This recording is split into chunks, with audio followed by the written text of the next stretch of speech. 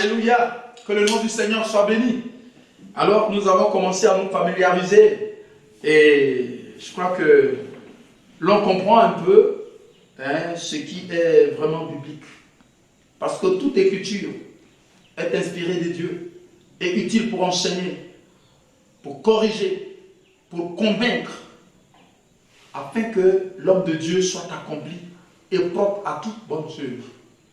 Alléluia. Lorsque des croyants voient ces vérités, au lieu d'opter pour y adhérer et le pratiquer, ils préfèrent plutôt faire des commentaires inouïs qui n'ont pas de sens. Mais c'est ça, la parole véridique. La voie pour accéder dans le royaume. N'importe qui ne sera pas dans le royaume.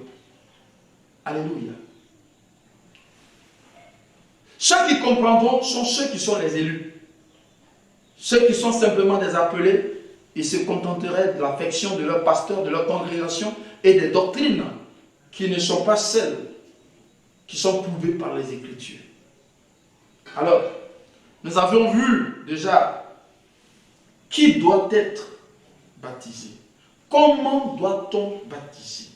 Dans quel nom peut-on faire le baptême? Et nous étions arrivés à pourquoi ce nom. Pourquoi ce nom? Parce que ce nom, celui-là qui l'a porté, c'est lui qui a pris tes péchés sur lui. Il a été au tombeau et il a déversé cette poubelle de péché dans le tombeau. Et il est sorti pur, il est sorti saint, il est sorti parfait. Parce que désormais, il n'y a plus les traces de tes péchés sur son corps. Alléluia. Tu lui as transmis par ta foi tes faiblesses, ton iniquité, ta culpabilité, tes péchés. Et lui maintenant, il transmet en toi sa nature de pureté, de juste et de saint. Mais il faudrait que la chose soit réelle par le fait que tu t'es fait baptiser au nom de Jésus. Ne crains pas, n'aie pas peur. Quand tu te feras baptiser ou tu te feras baptiser de nouveau, rebaptiser donc, tu n'as pas enfreint à la parole de Dieu. L'apôtre Paul, vous voyez qu'il a été baptisé dans Actes chapitre 19, verset 22, au nom de Jésus. Et c'est lui qui dit qu'il y a un seul baptême, une seule foi, un seul Dieu et Père de tous, qui est au-dessus de tous, parmi tous et en tous, selon Éphésiens chapitre 4, verset 5. Il dira dans que tout ce qui est vrai, tout ce qui est honorable, tout ce qui est juste, tout ce qui est pur, tout ce qui est aimable, tout ce qui mérite l'approbation, ce qui est vertueux et digne de louange soit l'objet de vos pensées. Ce que vous avez appris, reçu et entendu de moi, et ce que vous avez vu en moi, pratiquez-le, et le Dieu de paix sera avec vous. Alléluia. Si tu pratiques, si tu acceptes le baptême que Simon Pierre a fait, le baptême que Paul a fait, le baptême que Jean a fait, le baptême qu'Ananias a fait, le Dieu de paix sera avec toi. Le baptême que personne n'a fait dans la Bible, qui n'a laissé aucun témoignage, mon frère, méfie-toi. Tu serais simplement un chrétien d'église, un chrétien d'organisation, un chrétien de congrégation, mais tu n'es pas de cette église que le Seigneur a désignée dans le livre de Luc, plutôt dans Matthieu, chapitre 16, verset 18. Repends-toi, prends courage. Celui qui renie le baptême au nom de Jésus ne croit pas au Seigneur Jésus. Or, le salut aujourd'hui dépend de ta foi au Seigneur Jésus. Alléluia. Il dit dans le livre de Jean, chapitre 8, verset 24, vous mourrez dans vos péchés. Car si vous ne croyez pas que je suis, vous mourrez dans vos péchés. Crois au baptême au nom de Jésus qui te procure la purification. Alors, ce qu'il me reste à traiter concernant le baptême, c'est quand est-ce qu'une personne peut-elle être baptisée? Quand nous prenons le livre des Actes des Apôtres, au chapitre 16, nous voyons que l'apôtre Paul avait eu le discernement d'esprit par rapport à une femme habitée par un esprit de python. Par la puissance du Saint-Esprit, il a chassé ce démon. Et ceux qui usaient de facilité avec cette femme pour se faire des sous par rapport à la manifestation de cet esprit, de ce démon, alors ils avaient œuvré de manière à ce que finalement les disciples soient mis en prison. Et dans cette prison, le geôlier, eh bien, a été surpris que les portes étaient ouvertes et que ceux qu'on lui a désignés comme les prisonniers les plus dangereux, ils sont en train de sortir. Nous lisons dans Actes chapitre 16, verset 31.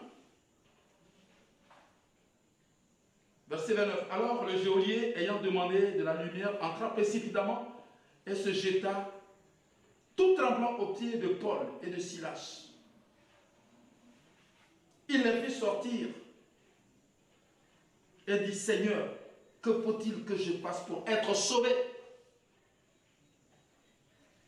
Alléluia. Alors, au verset 31, Paul et Silas se répondirent, crois au Seigneur Jésus et tu seras sauvé, toi et ta famille. Au verset 32, et ils lui annoncèrent la parole du Seigneur ainsi qu'à tous ceux qui étaient dans sa maison. Il les prit avec lui à cette heure même de la nuit, il lava leurs plaies et aussitôt il fut baptisé, lui et tous les siens. Voici un événement qui était en train de se passer autour de minuit. Et le Seigneur a convaincu le geôlier de la possibilité du salut dans sa vie et le salut pour sa famille. Cette même nuit-là, avant qu'il ne fasse jour, lorsque l'évangile leur a été annoncé et qu'ils ont cru, cette nuit-là, ils n'ont pas fait cours des baptêmes, ils n'ont pas fait une semaine, ils n'ont pas fait un mois, ils n'ont pas passé du temps pour 6 mois afin qu'on observe s'ils ont commencé à bien marcher, à pratiquer l'évangile avant de les baptiser. Cette même nuit-là, ils ont été baptisés au nom de Jésus. Quand est-ce qu'il faut, à quel moment une personne qui vient au Seigneur, combien de temps lui faut-il pour être baptisé? Immédiatement, s'il croit, s'il confesse le Seigneur Jésus, il faut le baptiser. Nous allons dans le livre de Actes chapitre 8. Nous allons voir là encore quelque chose. À partir du verset 8, Acte 8, verset 8 à 11. Alors, il y eut une grande joie dans cette ville. Et il y avait auparavant dans la ville un nommé Simon, qui se donnant pour un personnage important, exerçait la magie et provoquait l'étonnement du peuple de la Samarie. Tous, depuis le plus petit jusqu'au plus grand, l'écoutaient attentivement et disaient, celui-ci est la puissance de Dieu, celle qui s'appelle la grande. Il écoutait attentivement parce qu'il les avait longtemps étonnés par ses actes de magie. Mais quand ils eurent cru à Philippe, qui leur annonçait la bonne nouvelle du royaume de Dieu et du nom de Jésus-Christ, hommes et femmes se firent baptiser. Simon lui-même crut, et après avoir été baptisé, il ne quittait plus Philippe, et il voyait avec étonnement les miracles et les grands prodiges qui s'opéraient. Alléluia. Voici un évangéliste qui est parti en campagne d'évangélisation et les âmes ont été touchées. Le Saint-Esprit les a convaincus de la repentance. Il n'est pas parti à la maison pour revenir. Il n'a pas établi un programme d'études avec ces personnes. Toute écriture est inspirée de Dieu et utile pour enseigner, pour corriger, pour convaincre. Excusez-moi, soyez convaincus par la parole et ne résidez pas dans les prétextes humains. Soyez dans les contextes bibliques. Immédiatement, ce même jour, à cette même heure où ils ont entendu l'évangile, ils ont été baptisés au nom de Jésus.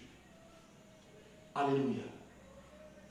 Quand une personne vient au Seigneur et qu'il accepte d'être chrétien, à quel moment, pendant combien de temps doit-elle être dans l'église avant de prendre le baptême. Immédiatement, le jour où il est arrivé. Mais cela dépend de lui. Ne le force pas à aller au baptême.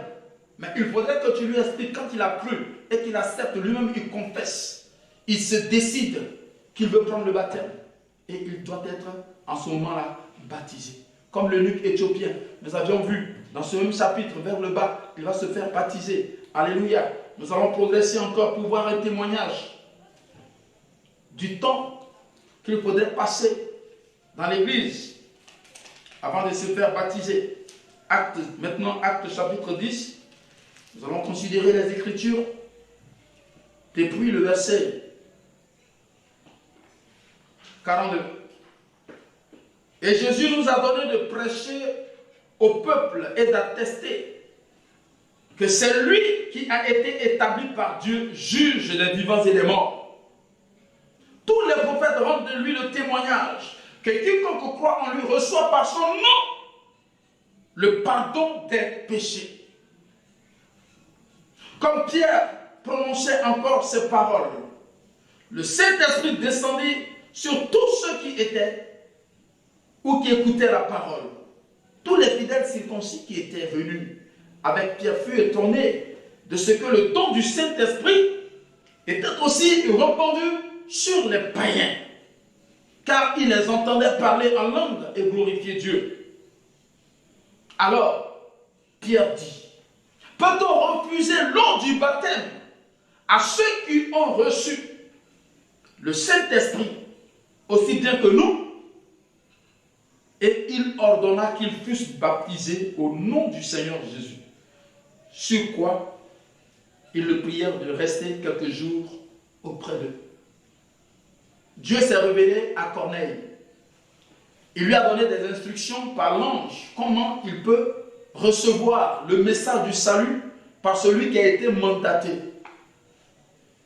La clé a déjà servi l'ouverture de la porte pour les Juifs, le jour de la Pentecôte.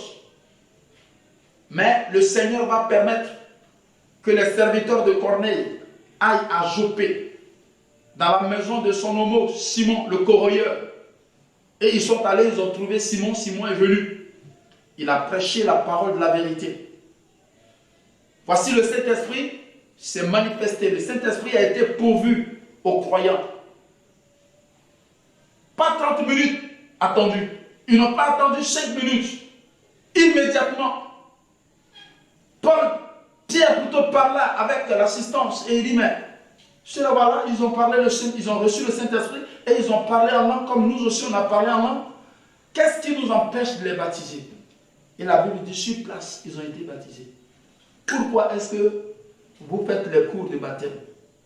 Pourquoi vous fixez des dates? Pourquoi vous prenez un temps pour enseigner avant d'aller baptiser les gens?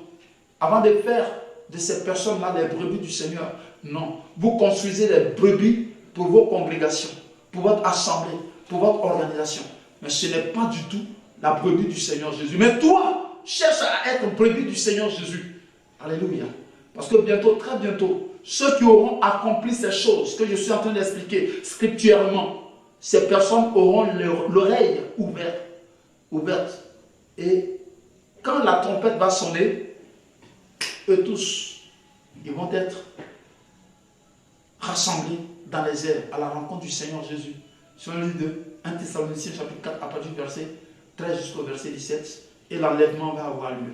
Celui qui veut appartenir à l'église du Seigneur Jésus, qu'il se décide aujourd'hui et qu'il se fasse reconnaître par le nom du Seigneur Jésus au travers de son baptême. C'est là que la circoncision est faite, ses péchés sont enlevés. C'est là que le pardon est pourvu par l'eau qui est sortie du côté du Seigneur Jésus et il est lavé ainsi. Il n'y a pas de temps, il n'y a pas de délai. Cela dépend de toi. Si tu l'acceptes, même tu m'appelles, je ferai tout pour te retrouver là où tu es. Je vais te baptiser. Ou bien je te conduirai chez moi. Je vais te baptiser. Je peux le faire même aujourd'hui où tu es en train d'entendre l'évangile. Tu m'appelles 05 31 99 67. On se donne rendez-vous quelque part. Je parle avec toi pour voir si tu es repenti. Je te baptise. Au nom de Jésus, hein? Pas en autre nom. Alléluia. Alors que Dieu vous bénisse. Que l'amour, la grâce et la paix du Seigneur revêtent votre vie. la grâce du Seigneur dans vos foyers, la bénédiction de Dieu sur vos enfants, la gloire du Saint-Esprit et la paix de Dieu sur toute la Côte d'Ivoire. Et que la gloire revienne à Jésus seul. Amen.